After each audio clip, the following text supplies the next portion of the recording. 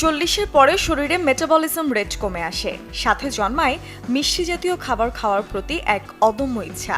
অতিরিক্ত কার্বোহাইড্রেট যুক্ত খাবার যেমন ভাত, পাস্তা, পাউরুটি ইত্যাদিও বেশি খেতে ইচ্ছে করে। কিন্তু এই বয়সে শরীরের জন্য বেশি ক্যালোরির প্রয়োজন হয় না, ফলে বৃদ্ধি পেতে থাকে ওজন বৃদ্ধির মতো সমস্যা। তাই পর্যাপ্ত পরিমাণে পুষ্টি সমৃদ্ধ খাবার খাওয়ার দিকে দিতে হবে নজর। প্রতিদিন খাবারে লো ফ্যাট বা উচ্চ ফাইবার সমৃদ্ধ খাবার খান, যেমন হোল গ্রেইন, ডাল, ফল, সবজি, বাদাম ইত্যাদি।